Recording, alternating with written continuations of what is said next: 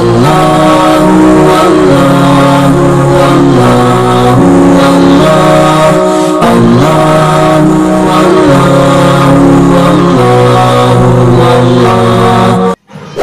Channel کو subscribe کریں اور بیل آئیکن دبائیں۔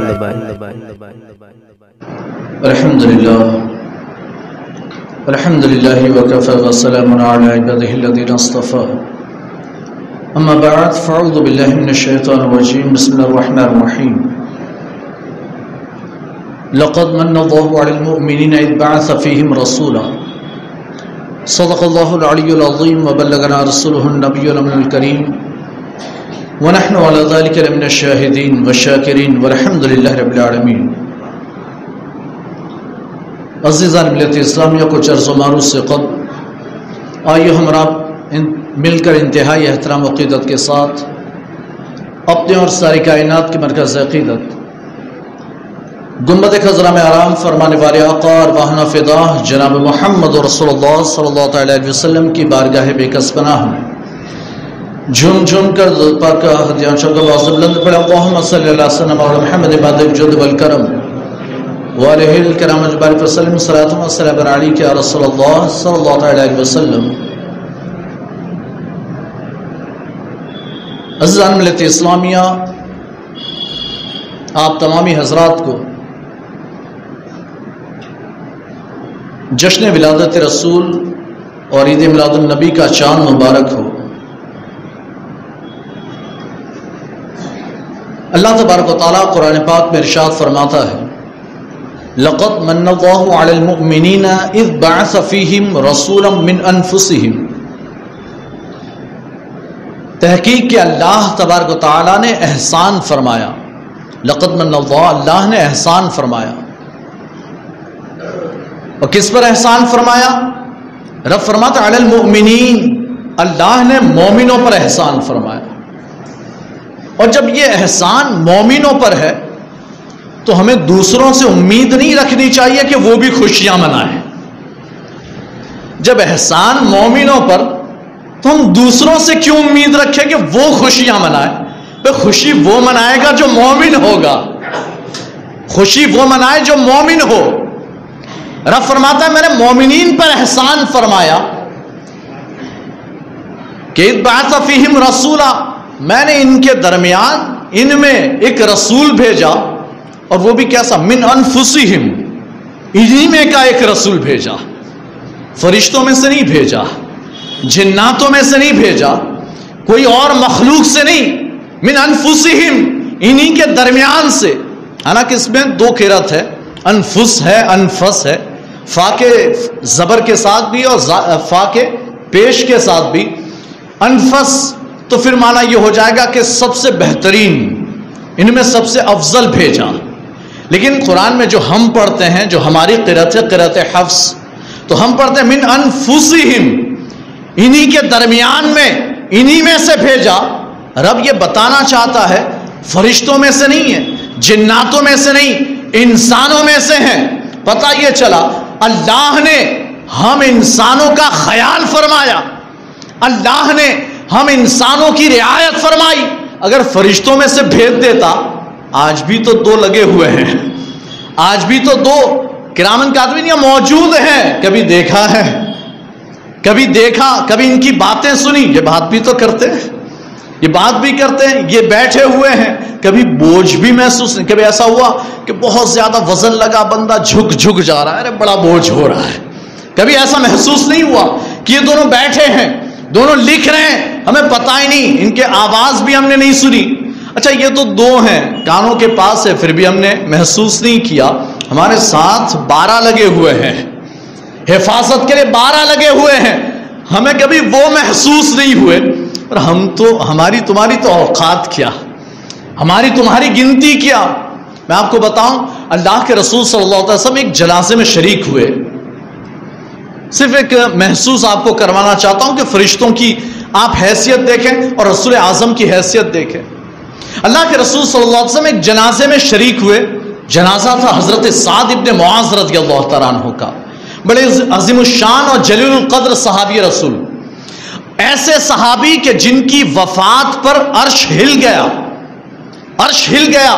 اور پھر اتنے جلیل القدر صحابی کہ اللہ کے رسول صلی اللہ علیہ وسلم ان کے جنازے میں چل رہے ہیں ایسے اپنے اگلے قدموں پر چل رہے. ہم تو پورے پیر رکھ کر چلتے, سرکار بھی پورے پیر رکھ کر چلتے, لیکن ان کے جنازے میں اپنے اگلے قدموں پر آپ ایسے چل رہے ہیں, ادھر ادھر چل رہے ہیں. صحابہ نے دیکھا ایک عجیب چال چل رہے تھے, آج تک کبھی ایسے چلتے نہیں دیکھا. کہتے ہیں کہ بعد میں صحابہ نے عرض کیا, یا رسول اللہ ایسے کیوں چل رہے ہیں؟ ایسے چلنے کی وجہ سرکار ارشاد فرماتے ہیں 70,000 فرشتے نازل ہوئے, پیر رکھنے کی جگہ نہیں ہے. 70,000 فرشتے سعد ابن معاذ کے جنازے میں شریک ہوئے ہیں کہ پیر رکھنے کی جگہ نہیں. تو مجھے تو نظر آ رہے ہیں تو میں یوں چل رہا ہوں, سنبھال سنبھال کے چل رہا ہوں. تمہیں نظر نہیں آتے, تم ایسے ہی چلے جا رہے ہو, تم ایسے. یہ رسول کی آنکھوں نگاہوں کا یہ عالم تھا. آپ فرشتوں کو دیکھتے, آپ دیکھیں حضرت عائشہ صدیقہ رضی اللہ تعالیٰ عنہ, آپ فرماتی کہ میں بستر میں ہوتی اور سرکار سلام کا جواب دے, وعلیکم السلام رحمۃ اللہ وبرکاتہ. میں دیکھتی کوئی نہیں ہے, کوئی نہیں, موجود نہیں. جب سرکار بات چیت کر لیتے پھر چلے جاتے. سرکار فرماتے اے عائشہ جبرائیل آئے تھے ابھی ابھی اور یہ کچھ کہہ گئے. کہتے میں نے نہیں دیکھا لیکن سرکار دیکھ رہے تھے کہ آئے تھے تو سرکار کو نظر آ رہے ہیں. یہ سرکار کی نگاہوں کا عالم ہے. اور آپ یہ تو سرکار کی نگاہیں, یہ تو سرکار کی نگاہیں. بات تو سرکار سے جو چیز مس ہو جائے اس چادر کی جائے. حضرت عائشہ بیٹھی ہے حجرے میں بیٹھی ہوئی ہیں اور دیکھ رہی ہیں رات کا وقت ہے, شام کا وقت ہے. حضرت اللہ کے رسول صلی اللہ علیہ وسلم تشریف لا رہے ہیں, سرکار آ رہے ہیں. حضرت عائشہ جب سرکار اندر آگے جلدی سے کھڑی ہوئی, تولیہ اٹھایا اور آگے بڑھی پوچھنے کے لیے. سرکار بالکل خشک ہیں, سوکھے ہیں, پانی کا ایک قطرہ موجود نہیں. حضرت عائشہ اس کہتے یا رسول اللہ آپ گیلے نہیں ہوئے؟ آپ گیلے نہیں؟ کہ کیوں؟ کہ باہر اتنی زیادہ بارش ہو رہی ہے, آپ بھیگے نہیں؟ سرکار فرماتے ہیں عائشہ باہر کوئی بارش نہیں ہو رہی, کوئی بارش نہیں ہو رہی. یا رسول اللہ بارش بہت زیادہ ہو رہی. سرکار نے آپ کی حضرت عائشہ نے جو چادر اوڑھی تھی اسے ہٹا دیا. کہتے عائشہ اب دیکھ. کہتے نہیں ہے بارش تو نہیں ہے باہر. کہے عائشہ میری چادر تو نے اوڑھ لی تھی تو اللہ کی رحمتیں تجھے بھی نظر آنے لگی تھی. میری چادر تو نے اوڑھی تو تجھے اللہ کی رحمتوں کا نزول نظر آنے لگا, اس لیے تجھے یہ نظر آ رہا تھا کہ بارش ہو رہی ہے, باہر کوئی بارش نہیں, اللہ کی رحمتوں کا نزول ہو رہا ہے. تو سرکار کی چادر اوڑھ لے تو اللہ کی رحمتیں نظر آ جائے. ہماری محفل پر اللہ کی رحمتوں کا نزول ہو رہا ہوگا, ہمیں نہیں پتا. کتنے ایسے ہیں جو چلے گئے کہ نہیں تھا تو مسجد میں جگہ نہیں تھی, نماز پڑھنے کے لیے بھی جگہ نہیں تھی, بالکل پیک ہو چکی تھی وہاں تک. میں باہر تھوڑی دیر کھڑا رہا, آخری رکعت تھی, تشہد میں بیٹھے تھے, جگہ بالکل نہیں تو میں باہر کھڑا رہا. جب سلام پھیرا اس کے بعد ذرا سی جگہ ہوئی تو میں اندر آیا اور پھر میں نے اپنی نماز ادا کی. بالکل جگہ نہیں تھی, لیکن اب بہت جگہ ہے, اور بھی آنا چاہے آ سکتے ہیں, بہت جگہ. کیوں؟ اس لیے کہ ہمیں اہمیت نہیں, ہمیں اہمیت نہیں. ولادت رسول, اللہ کے رسول کی یہ عظیم نعمت, یہ ہمیں اس کا احساس نہیں. کیوں احساس نہیں؟ اس لیے کہ ہمیں تو بیٹھے بٹھائے مل گیا, ہمیں میلاد بیٹھے بٹھائے مل گئی, ہمیں ایمان بیٹھے بٹھائے مل گیا. یہ تو بالکل پکا پکایا تیار ایمان تھا. پیدا ہوئے مومن کے گھر تو مومن ہیں. آپ اندازہ کریں یہ ایمان. میں اکثر کہا کرتا ہوں, ابھی ولادت رسول کا مجھے تذکرہ کرنا, لیکن میں کچھ باتیں آپ کے سامنے عرض کر دوں. میں اکثر یہ عرض کرتا ہوں ہم بیٹھے بٹھائے مومن ہیں, پیدا ہوتے ہی مومن. تو ایمان کتنا قیمتی ہے ہمیں اس کا احساس نہیں. آج تو ہمارا ایمان بہت سستا ہو گیا, بہت سستا. کتنا سستا؟ ہم بد مذہبوں کی نماز جنازہ پڑھ لیں, پڑھا لیں, ایمان رخصت ہو گیا, ہمیں کوئی پرواہ نہیں ہے. ہم بد مذہب کے ساتھ اس کے پیچھے نماز پڑھ لیں, ہمیں اس کی کوئی پرواہ نہیں. آج کل نوجوانوں کا حال یہ ہے, ایسے ایسے گانے آتے ہیں, گانا گا رہا ہے بندہ, مست ہو کر گا رہا ہے, رکشہ چلاتا ہے تو رکشہ میں بھی زور زور سے بجا رہا ہے, اور بیچارہ جو نہیں سننا چاہتا اسے بھی سنوا رہا ہے, اسے بھی سنا رہا ہے. اچھا ایسے ایسے سانگ, ایسے ایسے گانے آ گئے کہ اب بندہ وہ گا رہا ہے, کلمہ کفر اس گانے میں موجود, اور اس کلمہ کفر کی وجہ سے بندہ ایمان سے خارج ہو گیا, پتہ بھی نہیں ہے, بندے کو پتہ بھی نہیں کہ ایمان چلا گیا. اور پھر ہم اپنے سینوں پر ہاتھ رکھ کر سوچیں صرف سوچیں. آپ مجھے مت بتائیے، میں ہاتھ نہیں کھڑے کرواؤں گا. بس اپنے دل پر ہاتھ رکھ کر سوچیں کہ ہم نے آخری بار کلمہ کب پڑھا تھا. کلمہ کب؟ امام صاحب تو دولہے کو پڑھاتے ہیں تو پڑھواتے ہیں، پڑھوا دیتے ہیں، تو وہ دولہا جب شادی کر رہا تب پڑھ لیتا ہے. لیکن آپ خود رات میں سوتے وقت، صبح اٹھ کر، دوپہر میں، شام، کب پڑھا؟ آپ نے کب کلمہ پڑھا؟ یہ سوچ کر کہ کہیں میرا ایمان رخصت نہ ہو گیا ہو، لاؤ میں دوبارہ کلمہ پڑھ کر تجدید ایمان کر لوں. یہ سوچ کر آپ نے کلمہ کب پڑھا؟ یہ سوچ کر کب پڑھا؟ آپ یہ سوچیں اور آپ اپنی عادت بنا لیں کہ ہمیں روزانہ صبح شام کلمہ طیبہ پڑھنا ہے. اور اگر کبھی بائی چانس اللہ نہ کرے، اللہ بچائے، اللہ محفوظ رکھے، لیکن اگر کبھی کلمہ کفر زبان سے نکلا تو ہمیں اللہ کی بارگاہ میں توبہ بھی کرنی ہے، کلمہ بھی پڑھنا ہے، تجدید ایمان. اور پھر سب سے بڑی مصیبت یہ کہ اگر شادی شدہ ہے تو پھر تجدید نکاح بھی ہے، مرید ہے تو تجدید بیعت بھی ہے. پیر کا انتقال ہو گیا تو دوسرے پیر سے بیعت کرے، پیر کا انتقال ہو گیا تو دوسرے پیر سے بیعت کرنی پڑے گی. یہ ساری پروسیس ہے، آپ کو دوبارہ کرنی پڑے گی. لیکن ہمیں وہ احساس ہی نہیں. کیوں احساس نہیں؟ اس لیے کہ ہم تو بیٹھے بٹھائے مومن، ہم تو مومن کے گھر پیدا ہوئے تو مومن، تو ہمیں ایمان کتنا قیمتی ہے اس بات کا احساس نہیں. میں آپ کو بتاؤں ایمان کتنا قیمتی ہے. آپ کو پتا، اگر اندازہ لگانا ہو، آپ صحابہ اکرام کی زندگی کا مطالعہ کریں. حضرت مصعب بن عمیر رضی اللہ تعالیٰ عنہ ہیں. حضرت مصعب بن عمیر رضی اللہ تعالیٰ عنہ، آپ بڑے ہی مالدار، کروڑ پتی گھر کی اولاد ہے، بڑے مالدار ہیں. آپ کا بنگلہ نہیں، اس زمانے میں حویلیاں ہوا کرتی تھی، تو بڑی حویلی ہے اور بہت مالدار.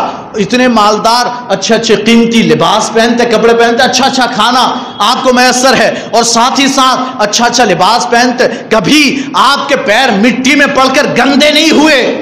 ہزاروں، کئی ایک نوکر چاکر ہر چیز ہاتھ میں لا کر دینے والے، اتنی عالیشان زندگی گزار رہے تھے. اللہ کے رسول صلی اللہ علیہ وسلم جب مدینہ طیبہ آئے، بلکہ مکہ معظمہ میں، اللہ کے رسول صلی اللہ علیہ وسلم نے جب اعلان نبوت فرمایا اور دین اسلام کی دعوت دی، ایک دن یہ دعوت حضرت مصعب بن عمیر تک پہنچ گئی. مصعب بن عمیر تک پہنچ گئی. آپ نے بھی اسلام قبول کر لیا.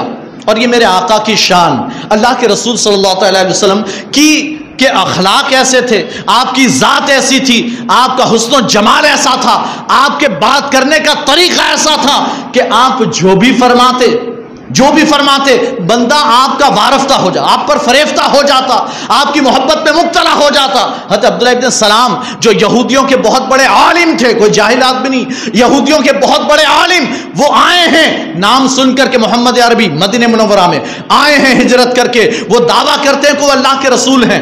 جب وہ آئے کہتے میں آیا دیکھنے کے لیے کہ چلو دیکھتا ہوں کون ہے، کیسا ہے، مناظرہ کروں گا، بحث و مباحثہ کروں گا، پچھاڑ دوں گا. بہت بڑے عالم تھے، بہت بڑے علامہ فہامہ تھے، اپنے مذہب کے، اپنے دین کے، یہودیت کے، بنو اسرائیل کے.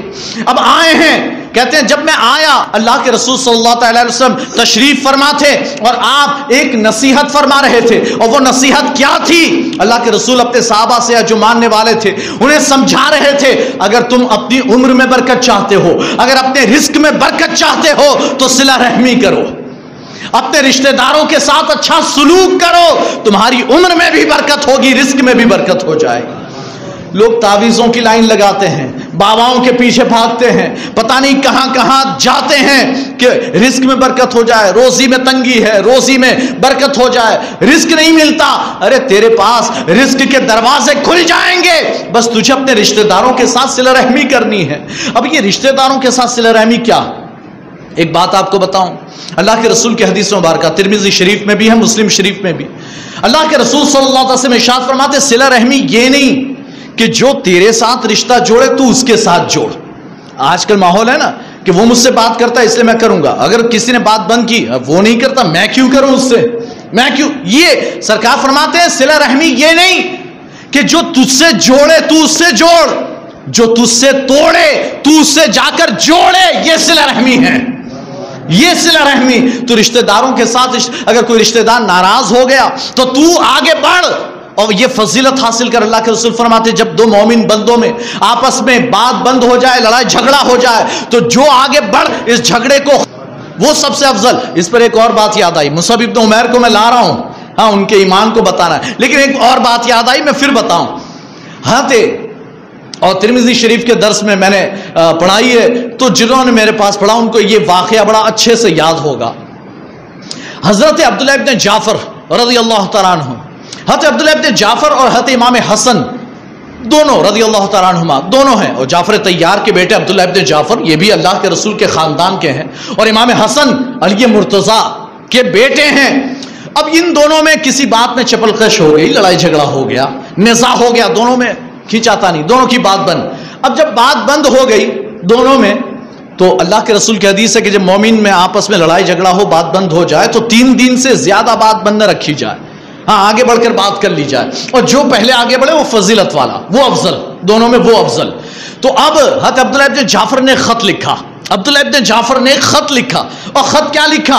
امام حسن کو خط لکھا، اے امام حسن ابن علی، آپ تو سبط رسول ہیں، اللہ کے رسول کے نواسے ہیں، آپ تو جنتی جوانوں کے سردار ہیں، آپ تو ایسے ہیں، آپ تو ویسے، ساری فضیلتیں لکھ لی، ساری فضیلت لکھی. اور آخر میں لکھا، میں چاہتا ہوں، اللہ کے رسول نے یہ فرمایا، ارشاد فرمایا کہ جب 2 لوگوں میں جھگڑا ہو تو جو سب سے پہلے آگے بڑھے وہ سب سے افضل ہے، وہ سب سے افضل. تو میں چاہتا ہوں ان ساری فضیلتوں کے ساتھ ساتھ یہ فضیلت بھی آپ لے جائیے، یہ فضیلت بھی آپ لے جائیے. کہتے ہیں اور اگر آپ آئیے میرے پاس، آ کر مجھ سے معافی مانگیے، بات چیت چالو کیجئے. اگر آپ یہ کرتے ہیں تو آپ افضل ہو جائیں گے. اگر آپ یہ نہیں کرتے تو عبداللہ ابن جعفر لکھتے ہیں اگر آپ نہیں آئے تو پھر میں آؤں گا اور میں یہ فضیلت حاصل کر لوں گا. لیکن میرے دل کی تمنا یہ ہے کہ اتنی ساری فضیلتیں ہیں تو ان فضیلتوں کے ساتھ ایک یہ فضیلت بھی آپ حاصل کر لیجئے، یہ بھی آپ حاصل کیجئے. تو کہتے ہیں حضرت عبداللہ ابن جعفر رضی اللہ عنہ جب یہ خط لکھا امام حسن کے پاس پہنچا. حضرت امام حسن نے خط پڑھا، اور جب خط پڑھا تو اٹھے، جلدی سے اٹھے، پہنچے عبداللہ ابن جعفر کے پاس، پہنچے عبداللہ ابن جعفر کے پاس اور جا کر معافی مانگی. بھائی میں لڑائی جھگڑا ختم کرتا ہوں، السلام علیکم، گلے مل لیا. کیوں؟ بات ختم کر لی. کہتے وہ فضیلت، اتنی ساری فضیلتوں کے ساتھ ہم ہوتے تو کیا تھے، میرے پاس بہت فضیلت ہے، میرے پاس بہت فضیلتیں ہیں، مجھے زیادہ کی ضرورت نہیں، تو جا، تو حاصل کر، میں نہیں حاصل کر. ہمارا یہ مزاج. لیکن امام عالی مقام امام حسن مجتبی رضی اللہ تعالیٰ عنہ آگے بڑھے، جا کر معافی مانگی اور بات چیت کرنا شروع کر دیا. تو یہ یعنی کہ رشتہ داری یہ ہے کہ جو توڑ دے آپ اس سے جا کر جوڑو، آپ جوڑو. اور اللہ کے رسول اللہ تبارک و تعالیٰ ارشاد فرماتا، حدیث قدسی، اللہ تعالیٰ ارشاد فرماتا ہے کہ اے رحم، میں نے تجھے اپنے نام سے پیدا کیا. اللہ رحمان و رحیم ہے نا. اللہ تعالیٰ فرماتا ہے رحم، میں نے تجھے اپنے نام سے پیدا کیا، اپنے نام سے مشتق کیا، رحمان و رحیم سے. تو جو تجھے جوڑے گا میں اسے جوڑ دوں گا، اور جو تجھے توڑے گا میں اس کے ٹکڑے ٹکڑے کر ڈالوں گا، میں اس کے ٹکڑے ٹکڑے کر ڈالوں گا. تو دوستو ہمیں صلہ رحمی بھی کرنی چاہیے اپنے رشتہ داروں کے ساتھ. بہرحال تو حضرت مصعب ابن زبیر، حضرت مصعب ابن عمیر رضی اللہ تعالیٰ عنہ، آپ کا حال یہ ہے کہ آپ بڑے مالدار، بڑے کروڑ پتی، اب ایمان لے آئے، مسلمان ہو گئے، مومن ہو گئے، اللہ کے رسول پر ایمان لیا، اللہ رسول پر ایمان آیا. اب آئے ہیں، ماں کو پتا چلا تو ماں نے قسم کھائی. ماں کو پتا چلا کہ مومن ہو گیا بندہ، اپنا دین چھوڑ دیا، کفر چھوڑ دیا، اسلام میں داخل ہو گیا، تو قسم کھائی، اللہ کی قسم. اس وقت اللہ کی قسم ہی کھائی جاتی تھی، پوچھتے کسی اور کو تھے، قسم اللہ کی کھاتے تھے. کہتے اللہ کی قسم، اس لیے کہ وہ اللہ کو سب سے بڑا معبود سمجھتے تھے، باقی سب کو چھوٹا چھوٹا، لات، عزا، منات، یہ سب چھوٹے چھوٹے بت تھے. تو کہا اللہ کی قسم، اگر وہ اپنے نئے دین کو چھوڑ کر دوبارہ اپنے پرانے دین میں نہ آیا تو میں نہ کھانا کھاؤں گی، نہ پانی پیوں گی، نہ میں چھاؤں میں بیٹھوں گی، اور نہ ہی میں سر میں کنگھی کروں گی. اب عرب کی گرمی ہے تو چھاؤں میں نہ آئے تو حالت خراب ہو جائے، اور اگر تیل اور کنگھی نہ کرے تو جوئیں پڑ جائے تو حالت خراب ہو جائے گی. اب قسم کھائی، کھاؤں گی پیوں گی نہیں، سر میں تیل اور کنگھی نہیں کروں گی، اور دھوپ پہ نہیں بیٹھوں گی. اب ان کی حالت خراب، ماں کی حالت خراب ہو رہی ہے، ماں کی حالت. آج کل تو لوگ رشتہ داروں کے لیے، بھائی یار کیا کریں، رشتہ داری ہے، جانا پڑتا ہے، کھانا پڑتا ہے، جانا پڑتا ہے، اور اسی میں ہم اپنا ایمان اپنے ہاتھ سے دھو بیٹھتے ہیں.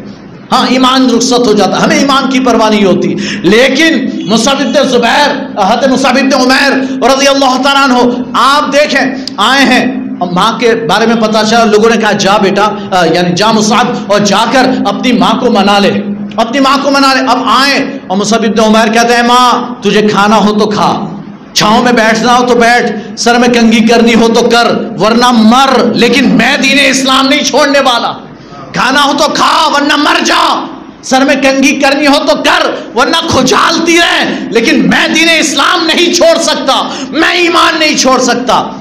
اب جب ماں نے یہ دیکھے، یہ تیور دیکھے کہ یہ تو کسی حال میں چھوڑ، مجھ پر بھی رحم نہیں آیا، ماں کا بھی خیال نہیں کیا اس نے، تو اب کہتے ہیں ماں نے ایک آخری داؤ چلا کہ بندہ ایک بار رشتہ داروں کے نام پر تو چلو چھوڑ دے، ماں باپ کو چھوڑ دے، لیکن نوٹ پانی جلدی نہیں چھوڑتا بندے سے۔ ہاں نوٹ پانی نہیں چھوڑتا۔ ہمارا حال یہ ہے کہ اگر 4-5-10 ہزار کی کوئی نوکری دے دے تو ہمارا ایمان بک جاتا ہے۔ 5-10 ہزار کی نوکری کے لیے کوئی گھر بنا دے، غریب آدمی ہے، ایک بندہ آیا ہم آپ کو گھر بنا دیں گے، آپ ہمارے یہاں تھوڑا سا آیا کیجیے گا، تو بالکل آؤں گا، تو گھر تو بنا، اور گھر بنانے کا بالکل اس کے پیچھے پیچھے ہو لیا، بھائی کیوں جاتا ہے وہاں، یا انہوں نے گھر بنا کر دیا۔ ایک گھر کی تعمیر، ایک نوکری کے لیے تو نے ایمان بیچ ڈالا۔ مصعب ابن عمیر کی ماں نے آخری داؤ چلا، کہا مصعب میں اگر تو دین اسلام چھوڑ کر دوبارہ پرانے دین میں نہ آیا تو یاد رکھ میں تجھے تیرا بائیکاٹ کر دوں گی، میں تجھے جائیداد سے کوئی حصہ نہ دوں گی۔ حضرت مصعب ابن عمیر بالکل آرام سے کہتے تجھے جو کرنا ہو کر، مجھے تیرے مال و دولت کی کوئی ضرورت نہیں، کوئی ضرورت نہیں، جا لے جا۔ اب جانے لگے تو کہتی ہے، ماں کہتی ہے بیٹا مصعب کہاں، کہ یہ جو تو نے کپڑے پہنے وہ بھی میرے ہیں، وہ بھی میرے پیسوں کے ہیں، یہ کپڑے بھی میرے ہیں۔ کہا اچھا ٹھیک ہے۔ آپ نے ایک بوری اٹھائی، کنتان جسے ہم کہتے ہیں، تھیلا، بورا، وہ بورا ایک بوری اٹھائی اور ایک کونے میں تشریف لے گئے، اور کونے میں جا کر آپ نے وہ لباس اتارا، بورا لپیٹ لیا، اور لپیٹ کر آپ باہر نکلے، کپڑے اپنی ماں کی طرف پھینکے اور چل دیے اللہ کے رسول کی بارگاہ۔ اب جب ایمان کے لیے سب کچھ چھوڑ دیا، ایمان کے لیے سب چھوڑ دیا، اور اللہ کے رسول صلی اللہ علیہ وسلم کی بارگاہ میں حاضر ہوئے، اب پھر ہجرت ہوئی، لوگ مدینہ پہنچے، مدینے میں بالکل آرام سے رہ رہے تھے، لیکن ان کا تو وہی حال تھا، تو غریب تھے، سب کچھ چھوڑ آئے تھے، مدینہ آئے ہیں تو یہاں تو پھر غریب الوطنی، نہ مکان ہے، نہ کوئی کاروبار ہے، کچھ نہیں۔ کہتے ہیں کہ جب ہم مدینہ آئے، ایک دن اللہ کے رسول صحابہ کرام کے ساتھ بیٹھے ہوئے تھے، تشریف فرما تھے، کہتے اس حال میں حضرت مصعب ابن عمیر چلے آ رہے تھے، حضرت مصعب ابن عمیر آ رہے تھے، کہتے جب وہ آ رہے تھے اللہ کے رسول نے اپنے صحابہ سے فرمایا میرے صحابہ سنو، اگر کسی کو جنتی زمین پر چلتا ہوا دیکھنا ہو تو مصعب کو دیکھ لے، کسی جنتی کو زمین پر چلتا ہوا دیکھنا ہو تو مصعب کو دیکھ لے، اس لیے کہ میں نے اس کی وہ ٹھاٹھ عیش و عشرت والی زندگی، وہ ٹھاٹھ باٹھ والی زندگی دیکھی ہے کہ جب اس کے قدم زمین پر نہیں پڑتے تھے، اور آج میں نے اس کی یہ غریبی بھی دیکھی ہے، اس کا یہ حال بھی دیکھا ہے، اور یہ حال اس نے صرف اور صرف اللہ رسول کی محبت میں کیا ہے۔ تو اللہ کے رسول نے جنت کی بشارت دنیا میں سنائی، کیوں؟ اس لیے کہ انہوں نے اپنے ایمان کی حفاظت کی تھی۔ تو بہرحال یہ ایمان بہت اہم ہے۔ اللہ تبارک و تعالیٰ نے مومنین پر احسان فرمایا، لقد من اللہ علی المؤمنین، اللہ نے مومنین پر احسان فرمایا، اذ بعث فیہم رسولا من انفسہم، جبکہ اللہ نے اپنا رسول، اپنا محبوب ان کے درمیان بھیجا، انہی میں سے، اور یہ انہی میں سے کہہ کر یہ بتانا چاہا، انہی میں سے یہ بتانا چاہا کہ نہ فرشتوں میں سے ہے، نہ جناتوں میں سے، انسانوں میں سے ہے، تاکہ انسان ہدایت حاصل کر سکے، انسان ہدایت حاصل کر سکے۔ اگر فرشتے ہوتے تو ہمیں ہدایت حاصل نہ ہوتی، نظر ہی نہیں آتے، اگر جنات میں سے ہوتے تب بھی ہدایت حاصل نہ ہو سکتی، کوئی اور کسی اور دنیا کے ہوتے، کوئی ایلین ویلین ہوتے تب بھی ہمیں ہدایت حاصل نہ ہوتی، لیکن اللہ نے انسانوں میں سے رسول بنا کر بھیجا تاکہ وہ انسان بن کر لباس بشری میں آئے، اور لباس بشری میں آئے تو پھر یہ تمام بشر اس نوری بشر کو دیکھ کر زندگی جینے کا طریقہ سیکھ جائے، یہ سارے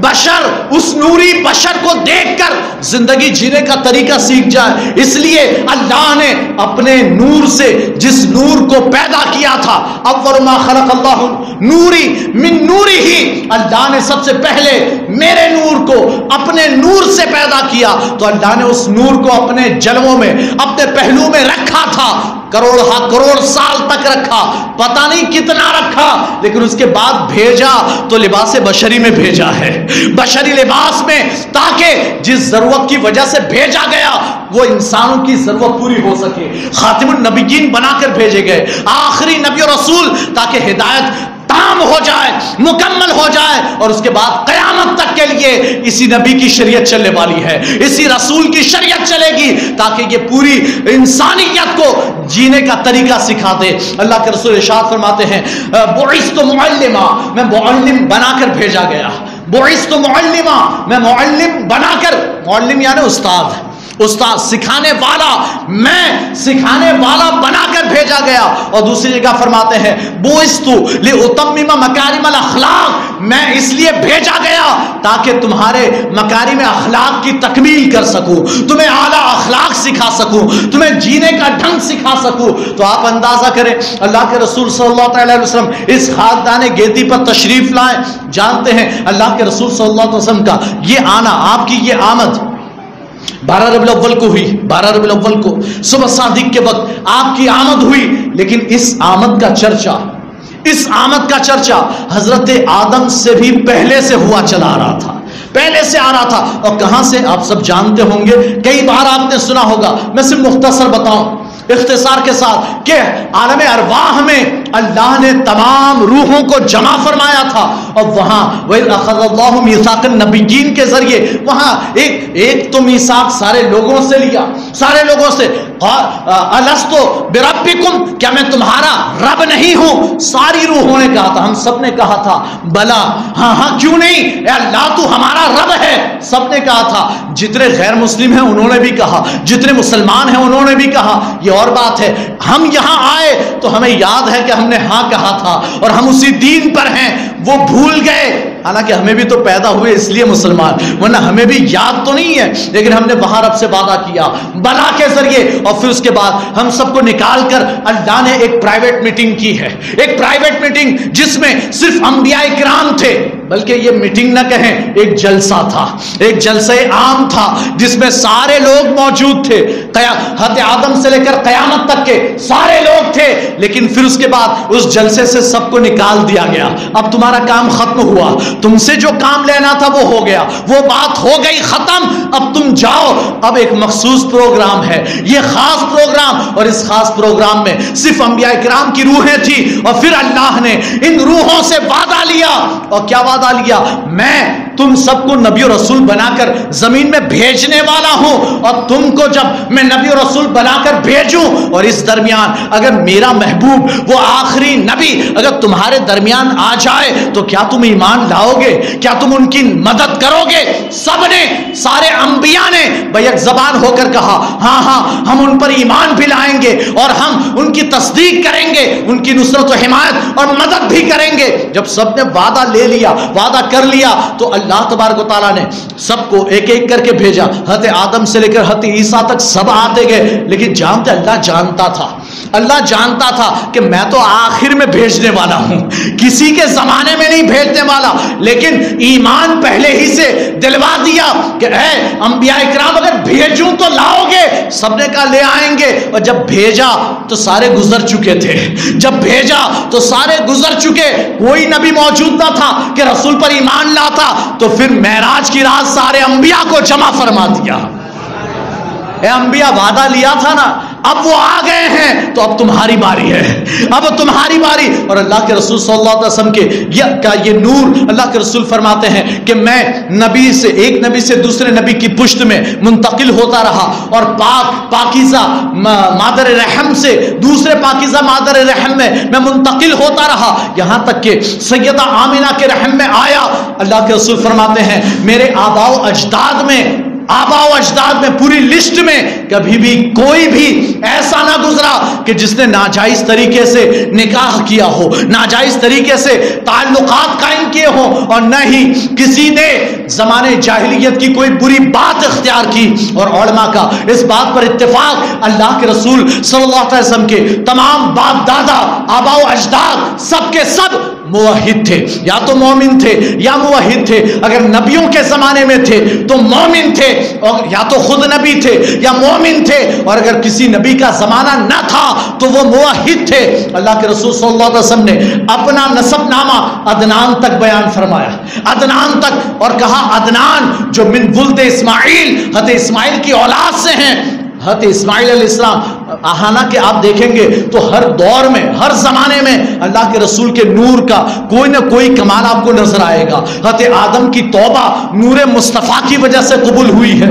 حضرت آدم علیہ السلام تسلیم کو ملائکہ کا سجدہ نور مصطفیٰ کی وجہ سے ہوا ہے. اور پھر آگے چلے تو حضرت ابراہیم کو اگر آگ میں بچایا گیا تو نور مصطفیٰ کی وجہ سے، نارے نمرود کو گلزار کیا گیا تو نور مصطفیٰ کی وجہ سے. اور حضرت اسماعیل کی گردن پر چھری چل جاتی لیکن اسماعیل کو بچایا گیا نور مصطفیٰ کی وجہ سے، اس لیے کہ نور مصطفیٰ ان کی پیشانی میں جلوہ گر تھا. اگر ابراہیم آگ میں جل جاتے، اگر اسماعیل ذبح ہو جاتے تو اللہ کے رسول کا یہ نور آگے کیسے بڑھتا؟ تو اس نور کو اپنی منزل تک پہنچانا تھا، اس لیے اللہ نے حضرت ابراہیم کو بھی بچایا، حضرت اسماعیل کو بھی بچایا. اور جانتے ہو ان کے بعد بھی حضرت عدنان ہے، حضرت عدنان کے بیٹے حضرت معاد ہیں، عدنان کے بیٹے حضرت معاد ہیں. اور ان کا نام معاد اس لیے کہ یہ ہمیشہ جنگ کے لیے تیار رہتے، ہمیشہ اللہ کی راہ میں جنگ کرنے کے لیے تیار رہتے. حضرت معاد کے زمانے میں اللہ تبارک و تعالیٰ کے یعنی اہل عرب نے، عرب والوں نے اللہ کے نبی کو قتل کر دیا، اللہ کے نبی کو قتل کیا. جب اللہ کے نبی کو قتل کیا اہل عرب نے تو اللہ نے اہل عرب پر، عرب والوں پر بخت نصر نام کا بادشاہ تھا، اس بادشاہ کو مسلط فرمایا، اسے حکومت دی، اور پھر اس کے بعد اس کے دل میں ڈالا یا اس زمانے کے نبیوں کے ذریعے اسے حکم دیا کہ اہل عرب پر حملہ آور ہو. حملہ کر، اس وقت حضرت عدنان موجود تھے.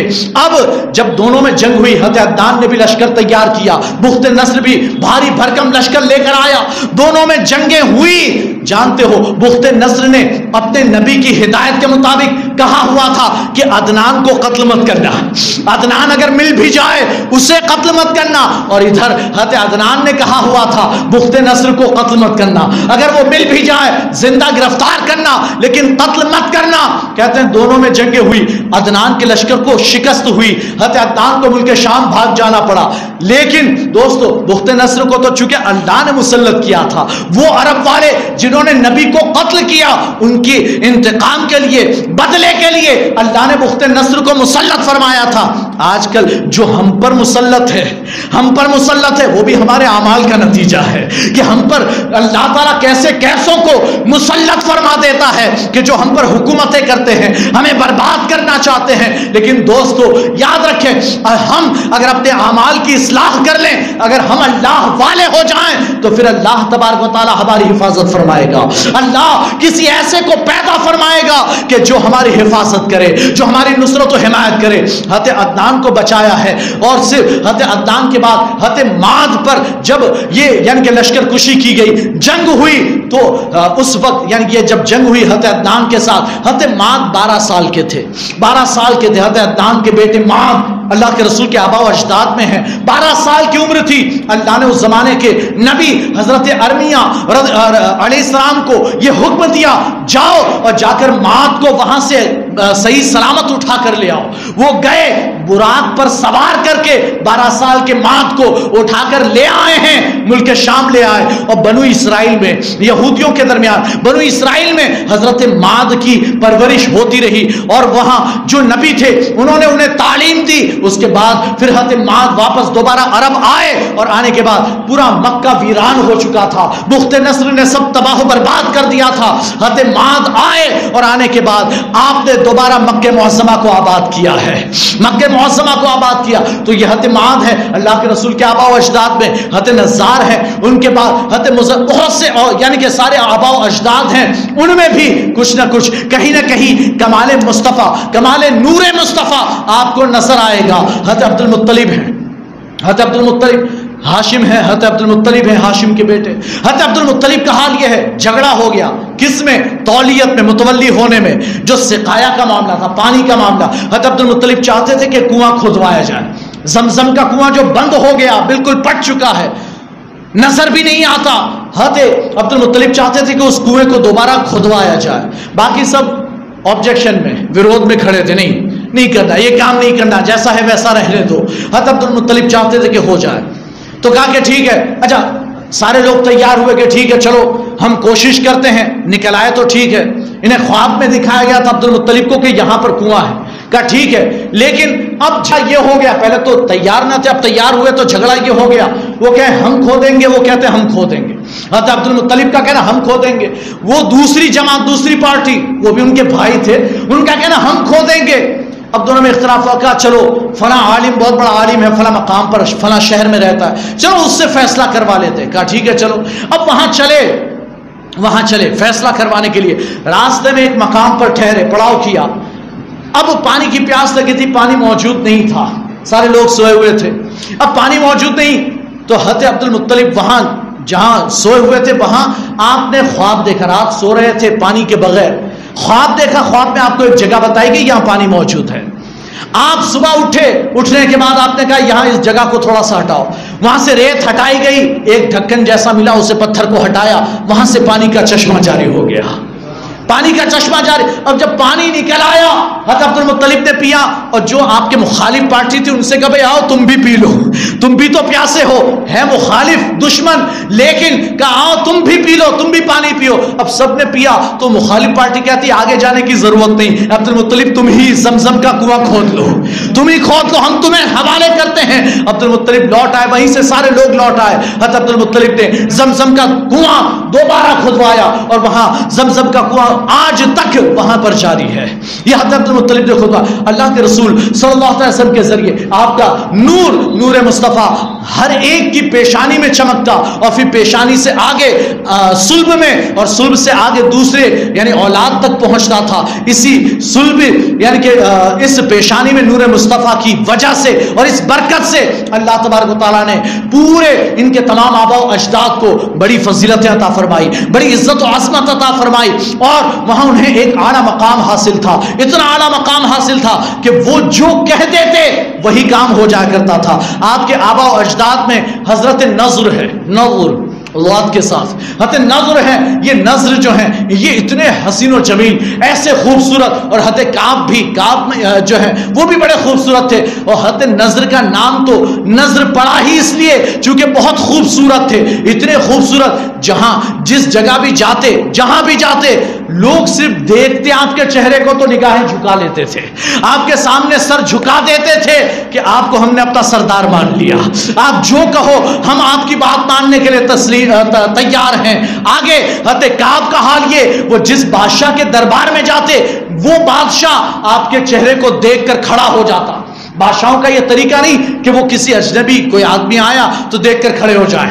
میں ابھی آیا، میں اجنبی آدمی تھا، کوئی کسی نے کھڑا، کوئی کھڑا ہوا، اگر کوئی آپ جانتے پہچانتے ہوتے تو سب کھڑے ہو جاتے، حضرت آ گئے ہے نا. لیکن میں آیا بیٹھا، کسی کو پتا بھی نہیں، کسی کو کیوں اجنبی آدمی. لیکن حضرت کعب کا حال یہ تھا کہ حضرت کعب جہاں بھی پہنچ جاتے، کسی بادشاہ کے دربار میں پہنچ جاتے، وہ بادشاہ اپنے تخت پر بیٹھا ہوتا، حضرت کعب کو آتا ہوا دیکھ کر کھڑا ہو جاتا، اترتا اپنے تخت سے اور لے جا کر اپنے پہلو میں بٹھاتا، آپ یہاں بیٹھیے، آپ یہاں بیٹھیے. یہ کیوں؟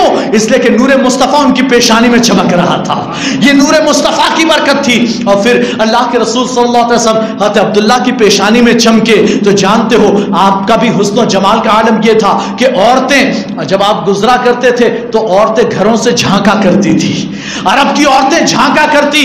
اور کچھ تو ایسی بھی تھی کہ جو آپ کو دعوتیں دیا کرتی تھی، آپ کو بلایا کرتی تھی بدکاری کے لیے.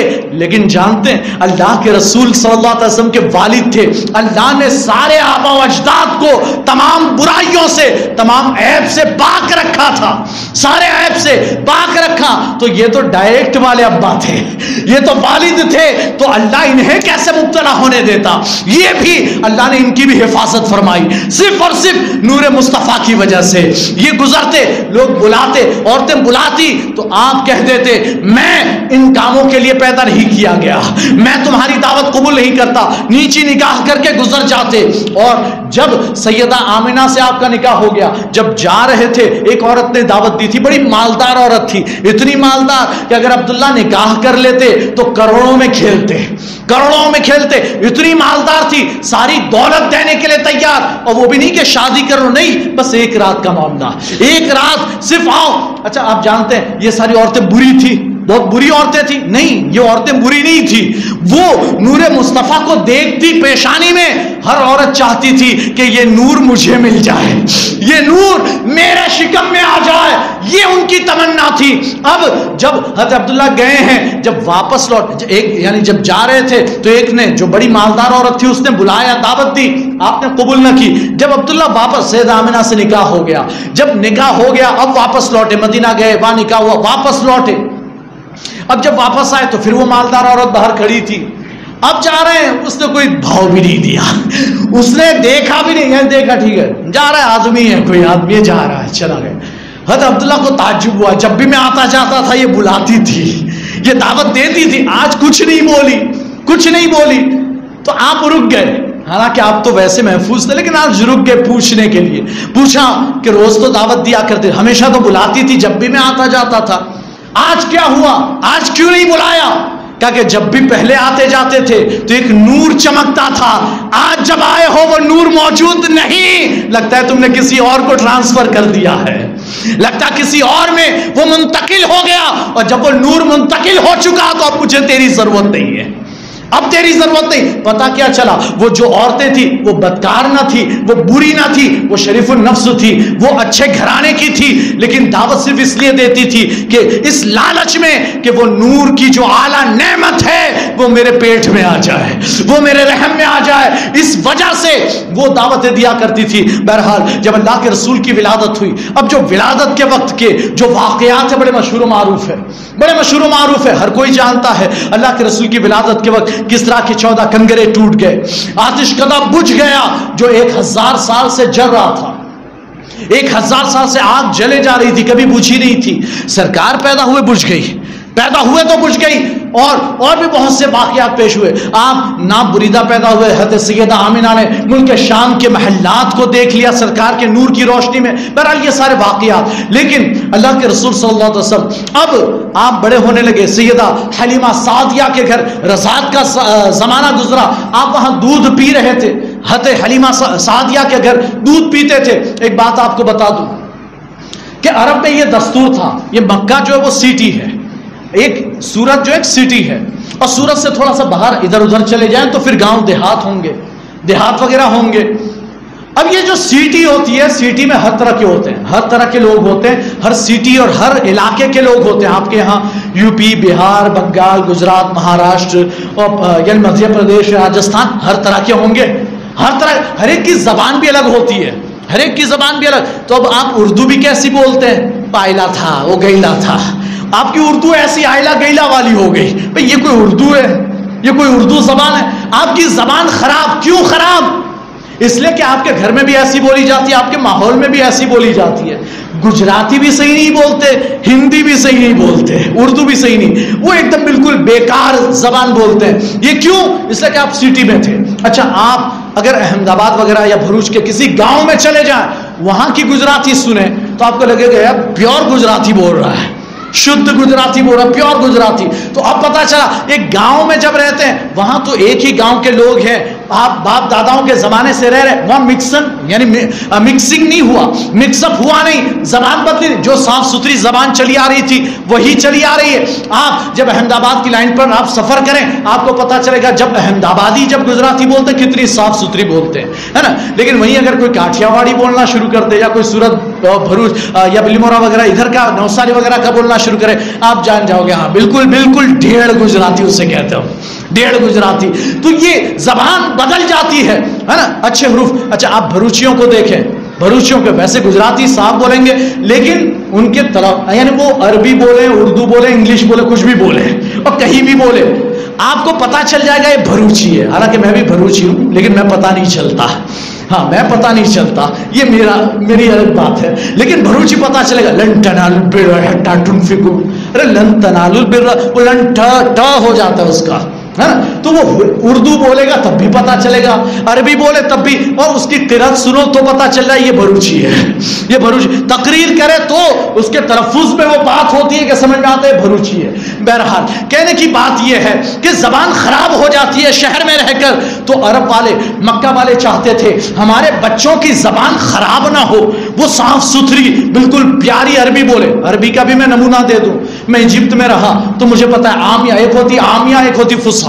جو قرآن و حدیث کی عربی ہے وہ ہے فصحا، فصحا، اور جو وہاں کے لوگ بولتے ہیں، چاہے سعودی میں بولتے ہوں، چاہے وہ مصر میں بولتے ہوں، بہرحال وہ بالکل عامیہ، یعنی کہ جسے ہم ڈھیڑ گجراتی بولتے ہیں ویسے ڈھیڑ عربی بھی ہوتی ہے، ویسی عربی بھی ہوتی ہے۔ اب مثال کے طور پر اگر یعنی عربی، ہمارے مولانا بیٹھے ہوئے ہیں ہمارے پاس پڑھے ہیں، ان کو پتا عربی میں ماذا تفعلو، ایک عربی لفظ ہے ماذا تفعلو، یہ پورا بالکل صاف ستھرا، بس تو کیا کر رہا ہے، تو کیا کر رہا ہے۔ اچھا اب یہ جب مصر چلے جاؤ تو کیا تعمل ہے، کام ماذا تفعلو تعمل ہے، کام بالکل یعنی کوئی میچنگ کوئی میچنگ نہیں، ماذا تفعلو یا ماذا تعملو و تعمل ہے، تعمل بالکل بدل گیا، ہے نا۔ اچھا پھر یہ کہ ہم اگر آپ سے پوچھیں کیف انت، کیف انت، بھائی تم کیسے ہو، ہے نا، تو وہاں یعنی کہ ہم یہ کہیں گے بھائی اچھے ہیں، جید جدا، یا انا حسن، جو بھی کہنا وہ کہیں گے، لیکن وہاں کہیں انا کوئس، کوئس، ارے کوئس کہاں عربی میں آ گیا،